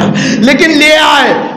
تو یہاں عربی بھی یعنی بالکل بگڑ جاتی ہے شہروں میں۔ تو عرب والے چاہتے تھے کہ ہمارے بچوں کی جو عربی زبان ہے وہ صاف ستھری ہو، فصحا ہو، وہ شہر کی آلودگیوں میں خراب نہ ہو، تو بچوں کو دودھ پلانے کے لیے بچپن سے وہ دیہاتوں میں بھیج دیتے، وہاں رہے گا، وہاں بڑا ہوگا تو وہاں کی صاف ستھری عربی اسے سمجھ میں آئے گی، یہ بولتا ہوگا، پھر وہ جب سٹی میں آئے گا تو سٹی والی نہیں، وہ اپنی اصلی اوریجنل عربی بولے گا، اس لیے بھیج دیتے۔ اللہ کے رسول صلی اللہ علیہ وسلم کے زمانے میں بھی آپ کو جب یعنی عورتیں آئیں، قبیلہ بنو سعد کی عورتیں آئیں، سعد ابن بکر، وہاں سے آئی ہیں عورتیں بچوں کو لینے کے لیے کہ بھائی بچے، یہ بچوں کے پیدائش کا ایک موسم ہوتا ہے، تو یہ موسم ہے، آئی ہیں کہ بھائی کسی کو لے جائیں۔ اب ہر ایک کو مالدار گھرانوں سے مل گیا، ایک اللہ کے رسول تھے جو یتیم تھے، یتیم پیدا ہوئے تھے، اب یتیم ہیں تو کہا اس کے گھر میں سے کیا ملے گا، اس لیے اب کوئی لینا بھی نہیں چاہتا، کسی نے لیا بھی نہیں۔ اور سیدہ حلیمہ سعدیہ وہ بھی بڑی غریب سی تھی، انہیں کسی نے بچہ دیا نہیں تو انہیں کوئی بچہ ملا نہیں، کوئی بچہ ملا نہیں، تو حلیمہ سعدیہ نے کہا جب اتنی دور آئی ہوں خالی ہاتھ جاؤں گی نہیں، جاؤں گی تو کسی بچے کو تو لے ہی جاؤں گی، اور ایک ہی بچہ بچا، یتیم بچہ ہے، امید نہیں کہ بہت زیادہ مال و دولت ملے، لیکن خالی ہاتھ جانا نہیں۔ تو وہ کہتے ہیں نا کہ نی ماما سے کانا ماما، ہے نا، یعنی کہ بالکل کوئی ماما ہو ہی نہیں، اسے تو کانا بھی چلے گا، کانا ماموں بھی چلے گا۔ یہ تو خیر ہم خراب کے لیے مثال دیتے ہیں، معاذ اللہ یہ مثال، لیکن حضرت حلیمہ سعدیہ کی سوچ یہ تھی کوئی مالدار گھر کا نہ ملا، کوئی بات نہیں، یتیم ہی کو لے جاتی ہوں، چلو کوئی بات نہیں، کچھ نہ ملا تو خیر کوئی بات نہیں، لیکن خالی ہاتھ نہیں جاؤں گی۔ اب لے کر چلی تو پھر زندگی بدل گئی، قسمت بدل گئی، اونٹنی بھی تیز رفتار ہو گئی، دودھ بھی آ گیا، اور حال تو یہ تھا کہ جب گھر پہنچے تو آپ کے جانور جہاں بھی چرنے جاتے آتے گھر لوٹ کر تو دودھ کے تپیلے برتن بھر بھر کے دودھ دیتے، دوسروں کے 65 سالی کا زمانہ گھاس زیادہ تھی نہیں، دوسروں کے جانور تھوڑا تھوڑا سا دودھ دیتے۔ اب حلیمہ سعدیہ کا دودھ دیکھتی، وہ اپنے چرواہوں سے، چرانے والوں سے، اپنے گھر والوں سے کہتی یا تم کہاں چرانے جاتے ہو، وہاں جایا کرو جہاں حلیمہ سعدیہ کے جانور چرتے ہیں، وہاں لے جایا کرو۔ دوستو وہاں جانور گھاس کی بات نہ تھی، نہ جانوروں کے چرنے کی جگہ کی بات تھی، بات تو تھی نور مصطفیٰ کی، بات تو تھی نور مصطفیٰ کی، کہ یہ نور مصطفیٰ جب سے حلیمہ سعدیہ کے گھر آیا تھا تب سے برکت ہی برکت تھی، برکت ہی برکت تھی۔ اب حضرت حلیمہ سعدیہ یہ یعنی کہ ان کے جہاں جانور چرتے وہاں سارے لوگوں نے چرنے بھیجے، وہیں پر سب چر رہے ہیں، لیکن پھر بھی حلیمہ سعدیہ کے جانور جو ہے وہ دودھ زیادہ دیتے، ان کے کم، تو لوگوں نے، عورتیں جو ہے ان کی عادت ہوتی ہے ادھر ادھر کی کرنے کی، ہے نا، بہت بری عادت لیکن ہوتی ہے، پہلے سے چلی آ رہی ہے۔ اب وہ آ کر پوچھتی ہے اے حلیمہ جہاں تیرے جانور چرتے وہیں تو ہمارے بھی چرتے ہیں، وہی گھاس کھاتے، پھر تیرے جانور اتنا زیادہ دودھ اور ہمارے جانور اتنا نہیں دیتے، ایسا کیوں؟ حضرت حلیمہ سعدیہ حضرت حلیمہ سعدیہ نے کہا کہ میرے جانور بہت اچھے ہی نہیں، کہتے ہیں جب سے یہ ننا منا بچہ میرے گھر آیا ہے، یہ جب سے تشریف لا، یہ کوئی معمولی بچہ نہیں، جب سے یہ آیا ہے میں نے اس کی ہزاروں برکتیں محسوس کی ہے، حضرت حلیمہ سعدیہ فرماتی ہیں یہ تو جھولے میں جھولتا ہے، میں اپنی روٹی پکانے میں لگ جاتی ہوں، شیمہ کھیلنے میں لگ جاتی ہے تو اس کا جھولا خود بخود جھولنے لگتا ہے، خود بخود جھولنے لگتا ہے، کسی کو جھلانے کی ضرورت نہیں پڑتی، اور یہ جھولے میں سو رہا ہوتا ہے، چاند کو دیکھتا چاند کے ساتھ کھیلتا ہے۔ تمہارے بچے کھلونے سے کھیلتے ہیں اور ان کے اوپر آپ دیکھو گے جھولے میں اوپر لٹکا دیا جاتا ہے گول گول گھومنے والا، یہ کیوں لٹکاتے؟ بچہ اس کو دیکھتے دیکھتے اس کی آنکھیں بند ہو جائے۔ یہ بھی ایک نفسیات ہے، ایک نفسیات ہے کہ وہ ایسا اوپر سو رہا ہے، ایسا دیکھ رہا ہے، اور اس کے اوپر وہ گھوم رہا ہے تو یہ اس کو گھومتا گھومتا دیکھے گا تو آٹومیٹک اس کو چکر چکر آتے نیند آ جائے گی، دیکھتے دیکھتے نیند آ جائے گی۔ یہ ایک نفسیاتی سائیکولوجیکل بات ہے۔ تو یہ اس طرح یہ یعنی لگایا اس لیے جاتا تھا کہ اس سے نیند آ جائے۔ حلیمہ سعدیہ کہتے مجھے تو لگانے کی ضرورت نہیں، اس کے لیے تو چاند کھلونا بن گیا ہے، یہ جہاں انگلی کرتا ہے چاند وہیں چلا جاتا ہے، چاند سے کھیلتا ہے بچہ۔ اور اسی کو اعلیٰ حضرت نے فرمایا چاند جھک جاتا ادھر انگلی اٹھاتے مہد میں، چاند جھک جاتا ادھر انگلی اٹھاتے مہد میں، کیا ہی چلتا تھا اشاروں پر کھلونا نور کا، آپ کا تو کھلونا بھی نور کا تھا۔ تو اللہ کے رسول صلی اللہ علیہ وسلم کے نور کی یہ برکتیں حلیمہ سعدیہ نے محسوس کی، اور پھر شق صدر کا واقعہ پیش آیا بچپن ہی میں۔ جانتے ہو میں ایک پوائنٹ کی بھی بات بتا دوں اور کچھ ایک نوٹس بھی لگا دوں۔ اللہ کے رسول صلی اللہ علیہ وسلم چھوٹے بچے ہیں، اس وقت آپ بکریاں چرانے، حضرت حلیمہ سعدیہ کی بکریاں چرانے جاتے تھے، اور بکری چرانے کا کام آپ نے بڑے ہو کر بھی کیا۔ اللہ کے رسول فرماتے جب جوان ہو گئے تب بھی بکریاں چراتے تھے۔ سرکار فرماتے ہیں ہمارا کیا تھا، ہم تو 25 پیسہ 50 پیسہ کے لیے لوگوں کی بکریاں چراتے تھے، ہاں لوگوں کی بکریاں چراتے۔ تو اب سرکار بکری چراتے، بچپن کا دور تھا، حلیمہ سعدیہ کے بھائیوں کے بیٹوں کے ساتھ آپ بھی تشریف لے جاتے۔ تو ایک دن یہ فرشتے آئے، حضرت جبرائیل اور میکائیل، یہ دونوں آئے اور آ کر آپ کو لیٹایا۔ اب جیسے ہی لیٹایا آپ کا سینہ یہاں سے لے کر یہاں تک چاک کر دیا، بالکل چیر دیا، اور جب چیر دیا بچے تو دیکھ کر ڈر گئے، بھاگے۔ سرکار لیٹے ہوئے ہیں، یہاں سے دل نکالا گیا، آپریشن ہو رہا ہے، آپریشن اس یعنی دنیا میں پہلا آپریشن کیا جا رہا ہے، ہارٹ سرجری ہو رہی ہے، ہارٹ نکال لیا گیا، نکال کر اسے دھویا گیا اور دھو کر پھر یعنی چاندی کے برتن میں پانی لائے تھے حضرت میکائیل، اس سے حضرت جبرائیل نے دھویا۔ اچھا آگے روایت میں آتا ہے اس میں ایک کالا سا تھوڑا سا ٹکڑا تھا، اللہ کے رسول کے دل میں، ہر دل میں ہوتا ہے تھوڑا سا کالا سا، حضرت جبرائیل نے وہ کالا ٹکڑا نکال کر پھینکا اور کہا کہ یہ شیطان کا حصہ تھا جو میں نے نکال کر پھینک دیا، یہ شیطان کا حصہ۔ پھر دھو کر وہ دل رکھا، ہاتھ پھیرا، بالکل جوائنٹ ہو گیا، وہاں کوئی ٹانکے نہیں لیے گئے، کوئی نشان نہیں، ہاں صرف اتنا نشان تھا۔ کیا نشان تھا؟ اللہ کے رسول کے سینے پر یہاں سے لے کر ناف تک بال تھے، بالکل گھنے بال، لیکن ایک پٹی میں تھے۔ ہم نے مردوں کو بال دیکھے، آپ کے بھی ہوں گے، یہاں بالکل سینے میں سب بھرے ہوتے ہیں، کچھ لوگوں کے کچھ زیادہ ہوتے ہیں، کسی کے کم ہوتے ہیں، لیکن یہاں ہوتے ہیں، باڈی پر ہوتے ہیں۔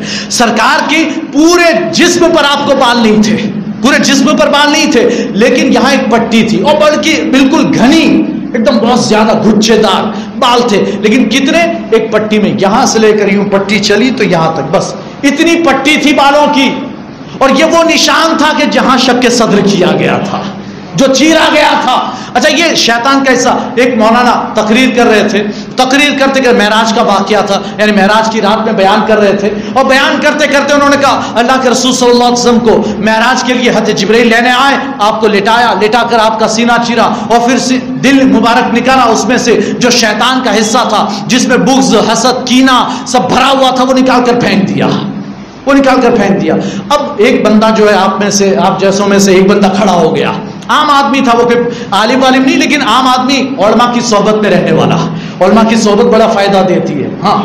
وہ بندہ کھڑا ہو گیا، حضرت ہم نے کبھی ایسی بات تو نہیں سنی، حضور کے دل میں حسد، بغض، کینہ، ایسی گندی گندی چیز حضور کے دل میں۔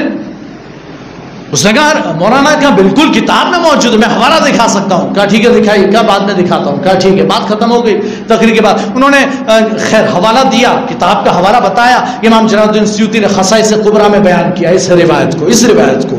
اب وہ بڑا پریشان، کیسا ہو سکتا، اس نے مجھے فون کیا، مجھ سے پوچھا، میں نے کہا نہیں یہ بات تو غلط ہے، یہ تو غلط بات ہے، ایسا نہیں ہے۔ اس لیے میں نے کہا کیوں؟ میں نے اس کی وجہ بھی بتا دی. کیوں؟ اس لیے کہ اللہ کے رسول صلی اللہ علیہ وسلم معراج میں تشریف لے جا رہے ہیں تو اعلان نبوت 40 سال میں کیا، اور 40 سال میں اعلان نبوت کے بعد آپ مکہ معظمہ میں تبلیغ فرماتے رہے، لوگوں کو دعوت دیتے رہے، اور پھر لوگوں نے بہت ستایا، طائف میں لہو لہان کیا، تب جا کر آپ کو معراج ہوئی ہے.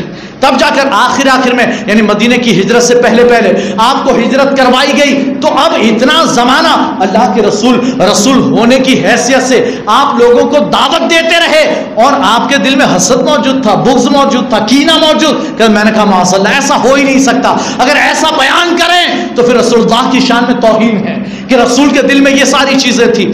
انہوں نے کہا کہ انہوں نے حوالہ دیا. میں نے کہا بھیجو. ایسے ہی کوئی کہہ دے کہ کتاب میں ہے اور میں نے دیکھا تو مان مت لیا کرو، پہلے اس کی تحقیق ضروری ہے. خصائص کبریٰ امام جلال الدین سیوطی نے، میں نے کہا بھیجو دیکھا جائے جلال الدین سیوطی کیا کہتے ہیں. اب جب میں نے پوری روایت وہ ٹکڑا بھیجا، میں نے وہ ٹکڑا دیکھا، اس میں وہ الفاظ موجود تھے. اب میں بھی پریشان کہ کیا ہوگا. میں نے کہا پھر بھی کتاب دیکھوں. میں نے پوری روایت دیکھی، پتہ چلا اس روایت کے ختم ہونے کے بعد وہاں حاشیے میں لکھا ہوا تھا یہ روایت ملی جھلی سرکار ہے. یہ روایت ملی جھلی سرکار، یعنی ادھر کا حصہ، ادھر کا واقعہ، ادھر کا ٹکڑا، ادھر کا ٹکڑا، سب ملا جھلا کر بیان کر دیا. میں نے کہا یہی بات کہ یہ جو دل کے اندر سے کالا سیاہ ٹکڑا نکالنے کی بات ہے، یہ بچپن کی بات ہے. اور اللہ کے رسول جب معراج میں تشریف لے گئے تب یہ واقعہ پیش نہیں آیا. تب تو آپ صاف ستھرے تھے، آپ پاکیزہ تھے. اب بچپن میں یہ نکال دیا، شیطان کا حصہ. حضرت جبریل کہتے ہیں یہ شیطان کا حصہ تھا. تو یہ شیطان کا حصہ کیا بات کہتے ہیں؟ حضور اشرف الفقہاء سے میں نے پوچھا کہ حضور ایک دعوت میں ہم ساتھ تھے، میں نے کہا حضور یہ روایت میں یہ الفاظ ہیں. تو حضور اشرف الفقہاء نے فرمایا علیہ رحمت و رضوان اللہ، ان کے فیض و برکات سے ہم سب کو مالا مال فرمائے. حضور اشرف الفقہاء نے فرمایا، انہوں نے یہ کہا، جبریل نے یہ کہا کہ یہ شیطان کا حصہ تھا. کیا مطلب؟ کہ شیطان اس پر اثر کر سکتا تھا. یہ وہ ٹکڑا کہ ہر انسان کے دل کے ساتھ ملا ہوتا ہے اور شیطان اسی پر اثر کرتا ہے. جب اس پر اثر کرتا ہے تو بندہ بہک جاتا ہے، اس پر اثر کرتا بندہ اللہ نے وہ چیز نکال دی، اس لیے کہ میرا محبوب معصوم تھا. معصوم تو وہ چیز نکال دی. اور کیوں نہ نکالی جاتی؟ اب کہو گے بھئی جب نکال ہی دی گئی تو پھر کمال کیا؟ کمال یہ ہے کہ اللہ کے رسول کا شیطان بھی مسلمان ہو گیا تھا. بھئی ایک ہی شیطان ہے جو مسلمان ہوا ہے، ایک ہی شیطان ایسا جو مسلمان ہوا. اللہ کے رسول ارشاد فرماتے ہیں حدیث مبارکہ، سرکار فرماتے ہیں اے میرے صحابہ، ہر انسان جب بچہ پیدا ہوتا ہے اس کے ساتھ اس کا ایک ہمساتھ، ایک شیطان بھی پیدا ہوتا ہے. تو اب باقی سب تو خاموش، ایک نے ہمت کی، عرض کیا یا رسول اللہ آپ کے ساتھ بھی؟ ہمارے سب کے ساتھ پیدا ہوتا ہے. آپ نے کہا ہر انسان کے ساتھ پیدا ہوتا ہے، آپ بھی انسان ہیں، کیا آپ کے ساتھ بھی؟ سرکار فرماتے ہیں ہاں میرے ساتھ بھی، میرے ساتھ بھی. لیکن الحمدللہ میرا شیطان مسلمان ہو گیا ہے، میرا شیطان مسلمان ہو گیا. تو اب وہ اللہ کے رسول کے ساتھ والا جو شیطان ہے وہ مسلمان ہوا، تو اب وہ کبھی برائی کی طرف رہنمائی نہیں کرتا، وہ نیکیوں ہی کی رہنمائی کرتا ہے. حالانکہ سرکار کو تو رہنمائی کی ضرورت نہیں، سرکار اس کی رہنمائی فرماتے، بندے تجھے ایسے چلنا ہے، سرکار کو کیا ضرورت؟ ہاں سرکار اس کی رہنمائی فرما کہ تجھے ایسے چلنا ہے. تو بہرحال دوستو، اللہ کے رسول صلی اللہ علیہ وسلم کا شک صدر ہوا، وہ شیطان کا حصہ نکالا بچپن کے وقت.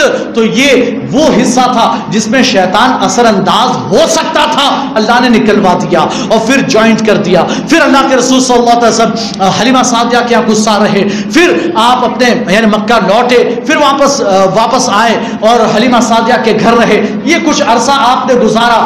آپ جب واپس مکہ معظمہ پہنچے، آپ کی والدہ کے شریف لے گئے مدینہ اور پھر لوٹ رہے تھے، ام ایمن بھی ساتھ میں تھی. جب لوٹ رہے تھے آپ کی والدہ کی وفات ہو گئی. والد تو پہلے سے نہ تھے، والدہ کی بھی وفات ہو گئی. 8 سال کی عمر تھی جب آپ حضرت عبد المطلب کے پاس آئے. اس کے بعد حضرت ابو طالب کی یعنی کہ پرورش میں آئے. اللہ کے رسول کی ولادت کے بعد بہت سے ایسے واقعات رونما ہوئے، یہاں تک کہ آپ جب جوان ہوئے، اب آپ ویسے بکریاں بھی چرا لیا کرتے تھے، لوگوں کے کام بھی کر دیا کرتے تھے، تجارت بھی کرتے تھے. آپ کاروبار کے لیے آپ کے چچا ابو طالب آپ کو ساتھ لے گئے، 25 سال کی عمر ہے، آپ کو ساتھ لے گئے ملک شام تجارت کے لیے. اب جب وہاں تجارت کے لیے گئے راستے میں گرجا گھر آتا تھا، سب کی عادت تھی، یوں سمجھو کہ ہر جو بھی مسافر جاتا ملک شام اس گرجا گھر کے پاس رکتا، کھاتا پیتا آرام کرتا، پھر آگے بڑھتا، ایک رات آرام کرتا پھر آگے بڑھتا۔ اب یہ سارا قافلہ عرب کا وہاں پہنچا، ابو طالب بھی وہاں، سرکار بھی ساتھ میں، 25 سال کی عمر ہے، اور جب وہاں پہنچے وہ بحیرہ راہب، اس کا نام بحیرہ راہب ہے، اس نے دور سے دیکھا کہ قافلہ آ رہا ہے، عرب کا قافلہ آیا، اب وہ آ گیا، یہ راہب پہنچا کہ میں آج رات قافلے والوں کی دعوت کرنا چاہتا ہوں، اپنے گرجا گھر میں آپ لوگوں کی دعوت کرنا چاہتا ہوں، سارے لوگ آئیے گا۔ کہا ٹھیک ہے، دعوت قبول ہو گئی، رات ہوئی، کھانا تیار ہوا، اب جب سب کو بلایا گیا، کہتے بحیرہ راہب سب کو دیکھ رہا تھا، سب آ گئے، بھائی سب آ گئے، کہاں سب آ گئے؟ ارے یار کوئی سب وہ دیکھ رہے ہیں، وہ نوجوان جس کے لیے دعوت دی ہے وہ تو نظر ہی نہیں آتا، جس کے لیے دعوت دی وہ تو نظر ہی نہیں آتا۔ تو آپ نے کہا نہیں کوئی باقی ہے ابھی؟ کہ نہیں کوئی باقی نہیں ہے، وہ ایک لڑکا ہے، نوجوان لڑکا، اسے ہم سامان سنبھالنے کے لیے رکھا۔ کہہ رہے یار اسی کے لیے دعوت دی تھی، جاؤ اس کو بلا لاؤ، اسے بلا لاؤ۔ کہتے وہ گئے اور جا کر ایک آدمی دوسرا وہاں کھڑا کیا، سرکار کو بلا رہا ہے۔ اب یہ آیا، بالکل ہاتھ دھلوائے، ہاتھ دھلانے کے بعد کھانا کھلایا، اپنے ہاتھوں سے کھانا کھلا رہا ہے، بڑی آؤ بھگت کر رہا ہے، آپ کو ایک الگ کمرے میں لے گیا، آپ یہاں آرام کریں، یہ کہیں بھی سو جائیں گے، یہ کہیں بھی سو جائیں گے، آپ یہاں آرام کریں، بیٹھ کر آپ کی زیارت کر رہا ہے، آپ کو تکے جا رہا ہے، دیکھے جا رہا ہے اور خوش ہوتا جا رہا ہے۔ اب جب یعنی کہ ساری دعوت ہو گئی، سارے لوگ گئے، تو ابو طالب کو کونے میں لے گیا، کہ تم بیوقوف ہو، بیوقوف ہو؟ کہ کیوں، کیا ہوا؟ کہ یہ کون ہے؟ کہ میرا بھتیجا ہے، کہ اسے آگے مت لے جاؤ۔ کہ کیوں؟ کہ آگے بڑا خطرہ ہے، اس کی جان کو خطرہ ہے، آگے یہودی، اگر یہودیوں نے اسے دیکھا وہ اسے قتل کر دیں گے، اسے واپس بھیج دو، آگے مت لے جاؤ، اس لیے کہ اس کے اندر وہ نشانیاں موجود ہیں جو میں نے اپنی کتابوں میں پڑھی ہے، جو آخری پیغمبر کی علامتیں ہیں، آخری پیغمبر کی علامت۔ کا کیا علامت دیکھی؟ کہ میں نے دیکھا یہ چلے آ رہے تھے، تمہارا قافلہ آ رہا تھا، میں نے دیکھا کہ ایک بادل کا ٹکڑا ان پر سایہ کیے ہوئے ہے، سایہ کیے ہوئے، اور جب یہ آئے ہیں تو جانتے ہو یہ درخت کا سایہ ادھر تھا، جب سارے لوگ سائے میں بیٹھ گئے، سارے لوگ سارے بڑے بڑے تھے، سب بڑے بڑے جو ہے سائے میں بیٹھ گئے، یہ نوجوان تھے، ان کو جگہ نہ ملی، یہ ادھر دھوپ میں بیٹھے، ایک اونٹ کے قریب بیٹھ گئے، کہتے درخت نے سایہ آپ کی طرف کر دیا، درخت نے سایہ آپ کی طرف کر دیا۔ کہتے اور اس کے بعد کہتے پھر اس کے بعد جب یہ آئے ہیں تو میں نے ان کی پشت پر، یعنی اس راہب نے آپ کو کھانا کھلایا، کمرے میں لے گیا، آرام سے بٹھایا، اور پھر آپ کی پشت پر دیکھا بھی تھا، اور دیکھا کہ میں نے ان کی پشت پر دیکھا ہے وہ مہر نبوت موجود ہے جو آخری پیغمبر کی علامت ہے، جو ہماری کتابوں میں لکھی موجود ہے، وہ علامت اور نشانی بھی ان کے اندر موجود ہے۔ تو میں چاہتا ہوں کہ تم ان کی حفاظت کرو، انہیں سنبھال کر رکھو، انہیں واپس لے جاؤ۔ تو انہیں یہاں سے واپس کر دیا گیا۔ بہرحال اللہ کے رسول صلی اللہ علیہ وسلم کی پیشن گوئی بہت پہلے سے چلی آ رہی تھی، حضرت آدم سے لے کر آج یعنی اللہ کے رسول کی ولادت تک ہر کوئی پیشن گوئی کرتا آ رہا تھا، جو بھی عالم تھا یا نبی ہوا اس نے یہ بشارت دی وہ آخری پیغمبر آنے والا ہے۔ جانتے ہو حضرت آدم نے اپنے بیٹے حضرت شیس علیہ السلام کو وصیت کی تھی، بیٹا چاہے تو تم چاہو تو سب چھوڑ دینا، لیکن نبی آخر الزماں پر درود و سلام پڑھنا مت چھوڑنا، وہ مت چھوڑنا۔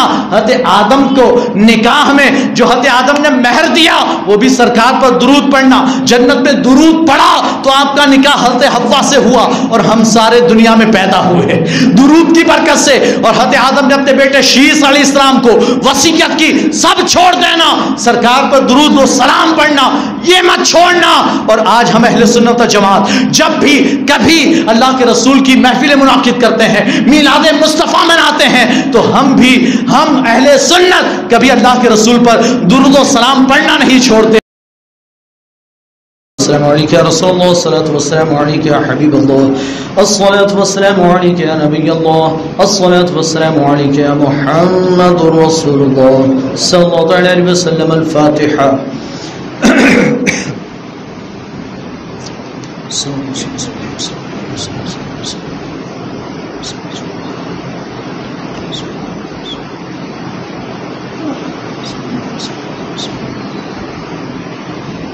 یا اللہ یا رحمان یا رحیم، دیر مارکم مستقیم بحق یا نعبد و یا نستعین، یا اللہ یا رحمان یا رحیم جو بھی ہم نے میلاد مصطفیٰ کی محفل منا، جو بھی ذکر و اذکار نعت و مناقب پڑھے گئے، مولا ان تمام کو اپنی بارگاہ میں قبول و مقبول فرما۔ صلاۃ و سلام کا نذرانہ پیش کیا گیا، درود و سلام پڑھے گئے، مولا ان تمام کو اپنی بارگاہ میں قبول فرما۔ یا اللہ ان تمام اعمال خیر کا ثواب تیرے محبوب صلی اللہ تعالی علیہ وسلم کی بارگاہ میں نظر کرتے مولا قبول فرما۔ یا اللہ تیرے محبوب صلی اللہ تعالی علیہ وسلم کے صدقہ و طفیل حضرت آدم علیہ الصلوۃ والتسلیم سے لے کر آج تک جتنے بھی اہل ایمان اس دار فانی سے رخصت ہوئے، مولا تمام کو اس کا ثواب پہنچا۔ یا اللہ بالخصوص ہم یہاں جتنے حاضرین موجود ہیں، ہمارے خاندانوں سے جتنے بھی اہل ایمان اس دار فانی سے رخصت ہوئے، مولا تمام کو اس کا ثواب پہنچا۔ یا اللہ ہمارے تمام اہل ایمان مرحومین کی مغفرت و بخشش فرما۔ یا اللہ ان سب کو جنت الفردوس میں اعلیٰ سلام مقام عطا فرما۔ یا اللہ ان کی قبروں پر رحمت و نور کی بارشوں کا نزول فرما۔ یا اللہ ان کی قبروں کو جنت کا باغیچہ بنا دے۔ یا اللہ ہمارے گھروں میں، رزق میں، کاروبار میں، روزیوں میں خوب خوب برکتیں عطا فرما۔ یا اللہ محفل میلاد مصطفیٰ صلی اللہ علیہ وسلم کے صدقہ و طفیل میں ہماری ہر نیک اور جائز تمنا و عرض و خواہش و دل مرادوں کو پورا فرما دے۔ یا اللہ ہمیں جو بھی بیمار ہیں، مولا ان سب کو شفا اجر و کامل عطا فرما دے۔ یا اللہ ہم سب کو، ہمارے والدین کو، ہمارے دوست و احباب، اہل و عیال، بیوی بچوں کو اور ہمارے تمام گھر والوں کو صحت و سلامتی، تندرستی اور عفو و عافیت عطا فرما۔ صحت و سلامتی، تندرستی اور عفو و عافیت عطا فرما۔ تمام امراض مہلکہ سے ہماری حفاظت فرما۔ یا اللہ تمام آفات ارضی و سماوی سے ہماری حفاظت فرما۔ تمام آفات و بلیات، مصیبت و پریشانیوں کو ہم سے دور فرما۔ یا اللہ ہم پر اپنا خصوصی فضل و کرم نازل فرما۔ یا اللہ تیرے محبوب کے صدقہ و طفیل میں ہماری دعاؤں کو اپنی بارگاہ میں قبول فرما۔ یا اللہ تو مجیب الدعوات، ہماری دعاؤں کو اپنی بارگاہ میں قبول فرما۔ یا اللہ ہم سب کا خاتمہ بالخیر فرما۔ اعمال صالحہ کی توفیق عطا فرما۔ صراط مستقیم پر چلنے کی توفیق عطا فرما۔ نیکیوں کی طرف مائل فرما۔ یا اللہ ہم سب کو، ہماری نسلوں کو تیرے محبوب کی محبت میں جینے کی توفیق عطا فرما۔ یا اللہ ہم سب کو تیرا اور تیرے محبوب صلی اللہ علیہ وسلم کا سچا پکا مطیع و فرما بردار بنا۔ یا اللہ تیرے محبوب کی سنتوں پر عمل کرنے کی توفیق عطا فرما۔ یا اللہ ہم سب کو ایمان پر خاتمہ نصیب فرما۔ جب ہم اس دار فانی سے رخصت ہو، ہماری زبانوں پر کلمہ طیبہ لا الہ الا اللہ محمد رسول اللہ جاری فرما۔ یا اللہ قیامت میں تیرے محبوب صلی اللہ علیہ وسلم کی شفاعت نصیب فرما۔ ان اللہ وملائکتہ یصلون علی النبی یا ایھا الذین آمنوا صلوا علیہ وسلموا تسلیما۔ صلی اللہ علیہ النبی وآلہ صلی اللہ علیہ وسلم، صلاۃ و سلام علیک یا رسول اللہ صلی اللہ علیہ وسلم۔ سبحان ربک رب العزۃ عما یصفون وسلام علی المرسلین والحمد للہ رب العالمین۔ حق لا الہ الا اللہ۔